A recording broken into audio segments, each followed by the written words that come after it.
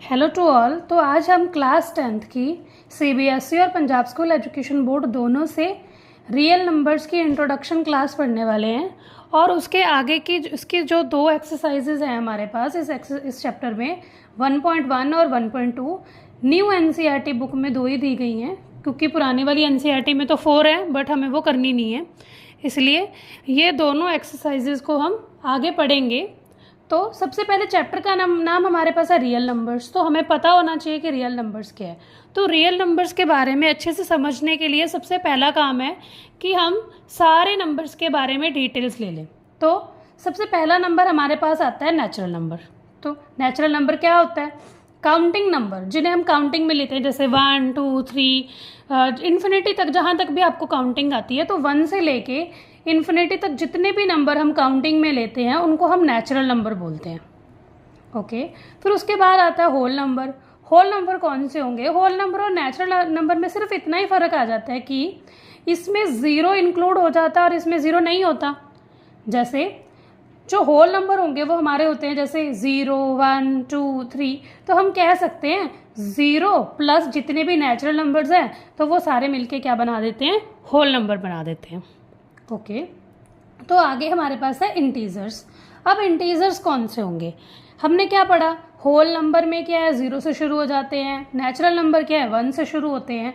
तो इंटीजर्स में ये 0 से लेके होल नंबर तो सारे आएंगे ही आएंगे, लेकिन जो इनकी लेफ्ट साइड होता है नेगेटिव नंबर, मतलब माइनस इन्फिनिटी से लग जाएंगे। माइनस इन्फिनिटी से लेके जहाँ तक भी हम जाना चाहते हैं, -3 -2 -1, और 0 से लेके तो सारे होल नंबर हैं ही हैं। तो ऐसे नंबर जो माइनस इन्फिनिटी से प्लस इन्फिनिटी तक चले जाते हैं, इसको हम लिख सकते हैं माइनस इन्फिनिटी से प्लस इन्फिनिटी तक चले जाते हैं, जो वो सारे क्या होते हैं? इंटीजर्स होते हैं। इसमें प्लस का नंबर, माइनस के, पॉजिटिव नेगेटिव सब आएगा। ओके, तो फिर अगला नंबर हमारे पास आता है रियल नंबर। रियल नंबर क्या होगा? ये तो हमारा चैप्टर का नाम भी है, तो इसके बारे में अच्छे से समझना बहुत इंपॉर्टेंट हो जाता है। All rational number and irrational numbers are called the real numbers. तो जितने भी रैशनल और इरेशनल नंबर होंगे वो सारे क्या होंगे? रियल नंबर होंगे। तो पहले हम पढ़ेंगे कि रैशनल नंबर क्या है, फिर हम पढ़ेंगे कि इरेशनल नंबर क्या है। उससे हमें बेटर पता लग जाएगा कि रियल नंबर कौन से हैं। रैशनल नंबर कौन से होते हैं? The real numbers of the form p/q, जिसको हम p/q की फॉर्म में दिखा सकते हैं, और q नॉट इक्वल टू 0, मतलब ये नीचे वाला नंबर 0 नहीं होना चाहिए, क्योंकि हमें सबको पता ही है कभी भी नीचे वाला नंबर 0 हो जाएगा तो इसका आंसर हमेशा इन्फिनिटी में आता है। ओके, सो यही कहा जाता है रियल नंबर क्या है इस फॉर्म में, जिसको p/q में दिखा दें, बट q क्या है? 0 के बराबर ना हो। इसमें सारे इंटीजर्स आ जाएंगे, माइनस इन्फिनिटी से लेके प्लस इन्फिनिटी के बीच वाले, between the minus infinity to plus infinity. These all are called the rational number. जैसे हम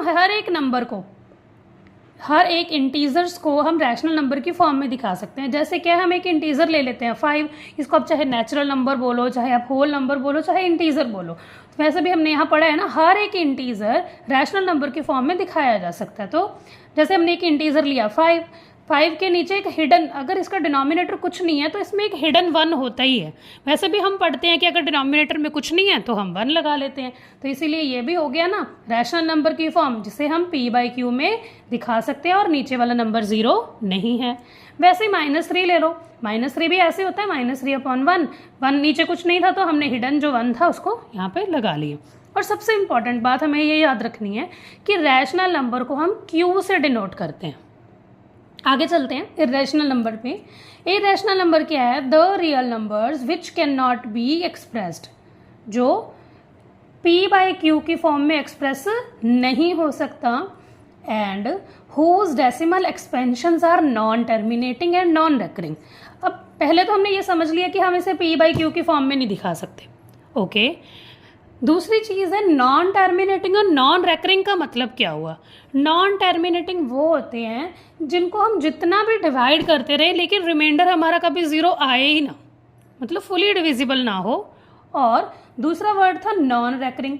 नॉन रेकरिंग का मतलब होता है कि जब आप उनको डिवाइड करते रहते हो तो जो पीछे डिजिट आते हैं वो सेम नहीं आते। जैसे हम एक एग्जांपल लेते हैं नॉन रेकरिंग के लिए, ये बेस्ट एग्जांपल होगी, जैसे 7.01 001 0001 00001। तो इसमें क्या देख रहे हैं हम, एक तो ये ख़त्म नहीं हो रहा, सबसे पहले तो रिमाइंडर 0 नहीं होगा इसीलिए ख़त्म नहीं हो रहा, और दूसरी बात है कि इसके जो पीछे वाले जो डिजिट्स हैं ये आ रहे हैं, ये चेंज होके आ रहे हैं, जैसे पहले 01 आया फिर 001 आया, तो इसका मतलब है कि ये नॉन रैकरिंग है। नॉन रैकरिंग के लिए एग्जाम्पल बेस्ट रहेगी। बाकी हमने 9th क्लास में भी पढ़ा ही था कि √3, √5, √7 सब क्या होते हैं, इर्रेशनल नंबर होते हैं। तो रैशनल और इरेशनल नंबर के बारे में पढ़ने के बाद हम चलते हैं प्राइम नंबर पे, क्योंकि हमारी एक्सरसाइज 1.1 का फर्स्ट क्वेश्चन ही ये कहता है कि हमें नंबर को उसके प्राइम फैक्टर्स के प्रोडक्ट में दिखाना है। तो प्राइम फैक्टर के प्रोडक्ट में दिखाने के लिए पहले ये जानना जरूरी होगा कि प्राइम नंबर होते क्या हैं। तो प्राइम नंबर क्या होते हैं, the natural numbers greater than 1 which are divisible by 1। 1 से डिविजिबल होने चाहिए, 1 से बड़े होने चाहिए, एंड खुद से भी डिविजिबल होना चाहिए, उसको बोलते हैं प्राइम नंबर। जैसे कि हम एग्जांपल ले लेते हैं 2 की। अब 2 क्या है, 1 से बड़ा है, पहली कंडीशन कंप्लीटेड, 1 से डिविजिबल है, दूसरी कंडीशन, और खुद से तो हमें पता ही है वो डिविजिबल होगा ही, तो हम इसे प्राइम नंबर बोल सकते हैं। एक एग्जाम्पल और लेते हैं, जैसे कि आप 4 सोच लो। 4 के लिए पहली कंडीशन पूरी हो गई कि ये 1 से बड़ा है और ये 1 से डिविजिबल भी है, और एंड द नंबर इटसेल्फ तो है ही है, बट इसके अलावा ये 2 से भी तो डिविजिबल है, इसीलिए ये प्राइम नंबर नहीं है। प्राइम नंबर की और एग्जांपल्स हो सकती हैं हमारे पास 2, 3, 5, 7 एंड सो ऑन। हर एक नंबर को आप चेक कर सकते हो, अगर वो किसी के टेबल पे डिविजिबल नहीं हो रहा, सिर्फ अपने टेबल पे ही आता है, जब 1 पे डिविजिबल होता है तो वो प्राइम नंबर ही होता है। यहाँ पे हमने वर्ड भी तो मेंशन किया है, these have only 2 factors 1 and itself, मतलब 1 और उस नंबर के खुद के अलावा उसका कोई भी फैक्टर नहीं होना चाहिए। तो नेक्स्ट चलते हैं हम कॉम्पोजिट नंबर पे। कॉम्पोजिट नंबर कौन से होते हैं, the natural number which are divisible by 1 itself and any other number, और नंबर्स मतलब कोई भी नंबर 1 से डिविजिबल हो, खुद से डिविजिबल हो, और उसके अलावा किसी और नंबर जो और 2-3 नंबर से डिविजिबल हो जाएगा तो वो कॉम्पोजिट नंबर बन जाता है। जैसे 4 हो गया, 4 के लिए तो हमने पढ़ा ही था, 4 1 पे डिविजिबल है, 2 पे डिविजिबल है, और खुद से तो है ही है। 6 की बात कर लेते हैं हम।